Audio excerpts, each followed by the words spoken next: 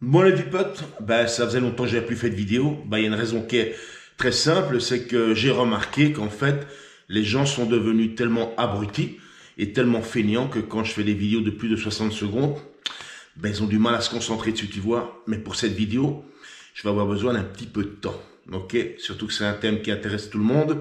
Et là, j'ai un petit truc à dire aujourd'hui. Bon, c'est parti. De quoi s'agit-il? Eh bien, je suis tombé sur une vidéo de Stan Animal qui parlait avec un gars que je connais pas. Et donc, sur cette vidéo, il discutait du thème des anabolisants et plus précisément des dosages, tu vois.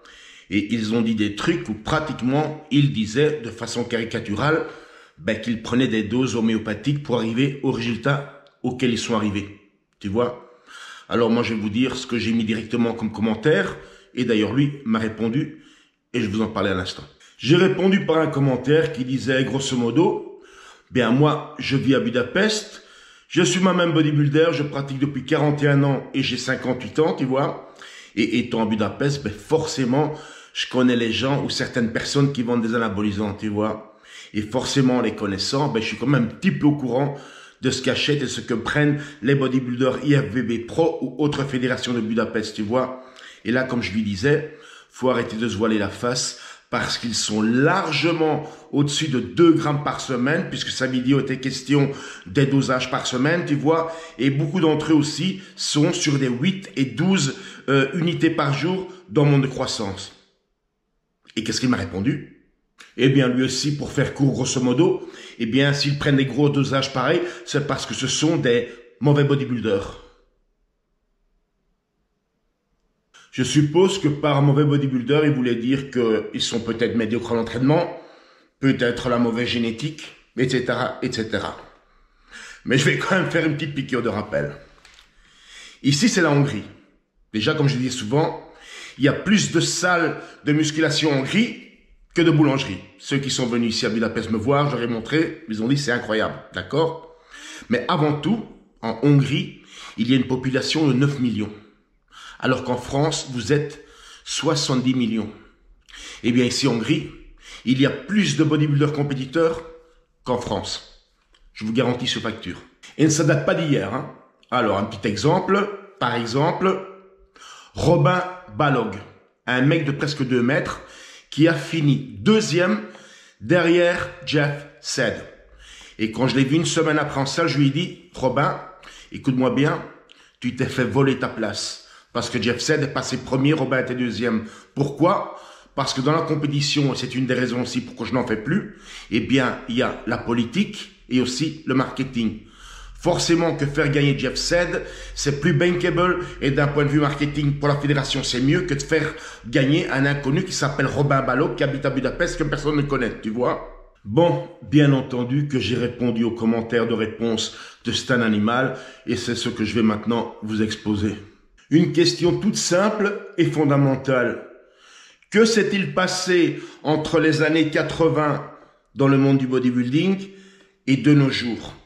Avec des gars qui font 130 et 140 kilos secs.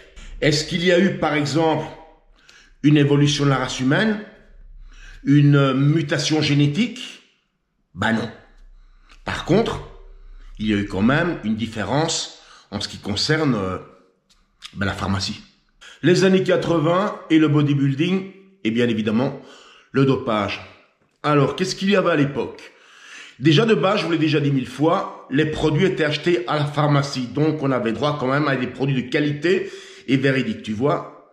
Mais à l'époque, il n'y avait pas le choix qu'il y avait de nos jours. Donc, on était toujours principalement sur du décadurabolin, primobolan, testoviron, sustano, des choses comme ça. Tu vois? Mais il n'y avait rien d'autre. Alors, il y avait aussi ce qu'on utilisait des fois dans les régimes, qu'on appelait à l'époque du cytomel, c'est-à-dire des hormones thyroïdiennes, tu vois, c'est pour essayer d'un petit peu accélérer ton métabolisme pour perdre plus de gras. Et alors, bien évidemment, quelques jours avant les compétitions, les jours de la compétition, ils prenaient des diurétiques aussi, tu vois. Mais en dehors de ça, il n'y avait rien. D'ailleurs, l'insuline et l'AGH, donc l'hormone de croissance, n'étaient pas encore utilisés à cette époque, en tout cas en Europe. Alors, il y avait aussi une chose importante à l'époque, c'est que les gens savaient commencer une cure, mais savaient surtout la terminer. Chose rare de nos jours. Tu ne voyais jamais dans les années 80 des mecs qui étaient en cure pendant des mois, voire des années. Ça n'existe pas. Rappelez-vous cette petite anecdote que je vous avais racontée de l'époque. Je sais plus c'était quel bodybuilder. J'ai une idée, mais je vais pas dire de conneries, donc je donnerai pas son nom. Mais on avait entendu qu'un gars, il avait pris une histoire d'1,5 gramme de stéroïdes pour sa cure. Et tout le monde était, waouh, 1,5 gramme. De nos jours, bah, c'est une petite semaine, tu vois. Quand un animal dit qu'ils prennent 500, voire 750 mg de testostérone par semaine de nos jours, moi je veux bien. Mais ça se faisait dans les années 80. Alors, encore une fois, comment est-ce qu'on est passé des physiques des années 80 comme celui-ci à des physiques comme celui-ci? Et tout ça avec les mêmes doses. Le facteur génétique, oui, il existe. Nous ne sommes pas tous égaux devant les haltères. Et nous ne sommes pas tous égaux devant les anabolisants non plus. Tu vois, un anabolisant n'est pas synonyme de hypertrophie musculaire pour tout le monde. Souvenez-vous, dans l'onglet communauté de ma chaîne, je vous ai déjà mis 2 photos, voire même 3, de gars sous cure et pourtant, ils présentent des physiques lambda comme n'importe qui dans la rue. Tu vois? Moi-même, personnellement, vous le savez, je suis transparent là-dessus. Je prends exactement 250 mg de testostérone tous les 8 jours. Et rien de plus. Et vous avez vu, quand je vais m'entraîner et tout, ben, je suis pas un petit gabarit. Vous m'avez déjà vu quelques fois à côté de gars de la chaîne ou des autres gars en salle, et c'est là que vous comprenez qu'effectivement, il y a une petite différence de volume. Souvenez-vous, et pour ceux qui n'ont pas vu, allez voir la vidéo du Corona Gym à Budapest. Ces gars-là que vous voyez sur les vidéos du Corona Gym, dont tout le monde est waouh, waouh, waouh. Et tout à coup, vous me voyez avec eux en salle, et j'ai vu le commentaire, je vous dirai pas sur quel forum, si tu vois ce que je veux dire, qui disait, putain, l'Albert, il est quand même costaud, tu vois. Mais tout ça pour dire que mes 250 mg de testostérone que je prends pour le moment. Mais je sais pertinent bien que si je double la dose, ben, j'aurais pas besoin de vous raconter des couillonnades, vous allez le voir directement, hein. Ben, mais paradoxalement, ce que je viens de dire, ça veut pas non plus dire qu'au plus tu prends des doses, au plus tu vas être gros. Mais là, on commence à rentrer dans de la biochimie et de la physiologie, tu vois, les récepteurs et tout ça, vous allez rien piger. Mais il est vrai que quand vous êtes dans des petites doses comme moi, ou le petit gars qui fait un peu de bodybuilding et qui prend un petit peu des anabolisants, si vous montez dans les doses, forcément les résultats sont différents. Bien évidemment, pour celui qui sait s'entraîner, hein, tu prends pas une dose et tu tapes une branlée dans le canapé et tu deviens olympien. Hein. Non, non, faut aller faire le boulot, tu vois. Et tout doucement, pour terminer cette vidéo, encore une fois, une question fondamentale. Que s'est-il passé entre les années 80 et de nos jours dans le bodybuilding? Moi, je n'ai aucun souvenir de bodybuilder dans les années 80 qui sont morts à 30 ans ou à 40 ans de la prise de produits, ou plutôt des effets de la prise des produits. Donc, par exemple, hypertrophie du cœur, hypertrophie du foie et des problèmes rénaux le plus souvent, tu vois. Ben, ce qui s'est passé, ben, c'est les doses, hein. Ben, évidemment. Pour conclure, je vais devoir conclure sur une note un petit peu négative. Si de nos jours, tu as 17 ans comme moi à l'époque, et tu es passionné de bodybuilding comme moi à l'époque aussi, il faut savoir que nos références, c'est pas les mêmes, tu vois. Moi à l'époque, quand je regardais les bodybuilders, et que je voyais leur physique, et que je voulais leur ressembler, bien je pouvais encore me projeter, tu vois, et me dire un jour j'aurai ce niveau, et je l'ai eu. Mais toi de nos jours, tes références, tes limites sont 20 fois plus hautes que les miennes à l'époque, tu vois. Et crois-moi que pour arriver à ce niveau-là, tu vas devoir te mettre des sacrées doses dans le cul, une bouffe qui va te coûter, mais alors là, 1000 balles par mois minimum, et au final, tu vas gagner quoi? Financièrement, pas grand-chose. En plus de nos jours, beaucoup de gens courent après la carte pro.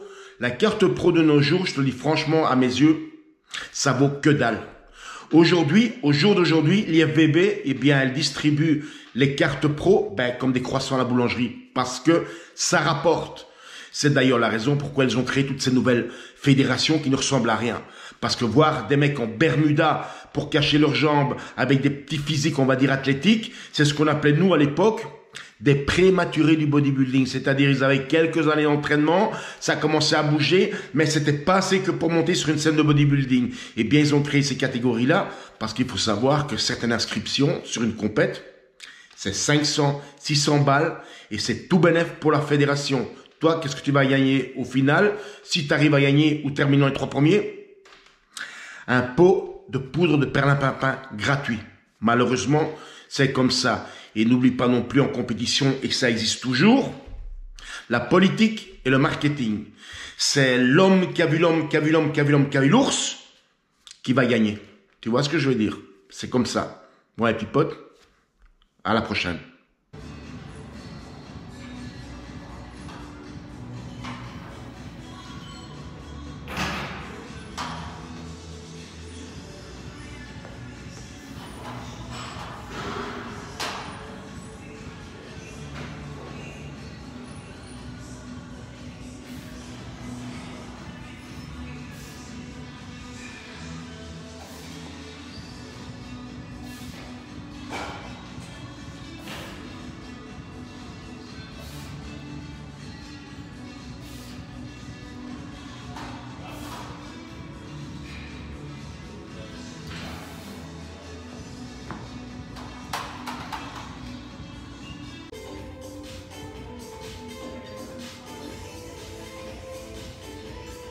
Ah, ah.